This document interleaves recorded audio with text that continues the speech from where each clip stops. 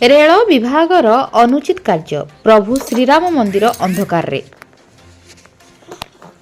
Rail विभागर किछि कर्मचारी द्वारा कौनसी पूर्व सूचना बा लिखित आदेश बिना हठात प्रभु श्रीराम मंदिर विद्युत संजोग काटी दि जाइथिबा घटना साधारण जनमानस रे गभीर असंतोष सृष्टि करछि।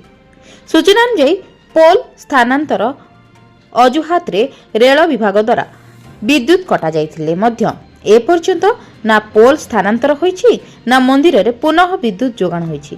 गत केतेक दिन हेला प्रभु श्रीराम अंधकार रहिबा दृश्य भक्त मानकु मनकु गभीर आघात पहुंचाइछि। एही घटना संपर्क में स्थानीय निवासी और भक्त माने कहिसेंति जे जदि पूर्वरु सूचना दिया जाइथांदा तेबे मंदिर पई विकल्प विद्युत व्यवस्था करा जाय पारिथांदा, किंतु एपरि अनुचित और अदायित्वपूर्ण कार्य रेल विभाग पक्षरु धर्मीय भावना को आघात करिछि। एहार प्रतिवाद रे मंदिर परिचालना समिति और स्थानीय भक्त माने सामूहिक दीप जलाई हनुमान चालीसा पाठ करी शांतिपूर्ण प्रतिवाद जणाइछन्ति। सेमाने शीघ्र रेल विभाग द्वारा विद्युत संजोग पुनः स्थापन करने को दाबी करछन्ति। साधारण लोक माने प्रश्न उठाइछन्ति, केउ आदेश रे केउ अधिकार रे मंदिरर विद्युत कटागला।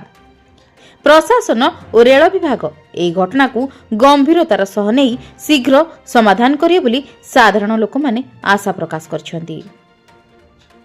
छत्रपुररू एस रामकृष्ण रेड्डी रिपोर्ट, जन अधिकार लाइव।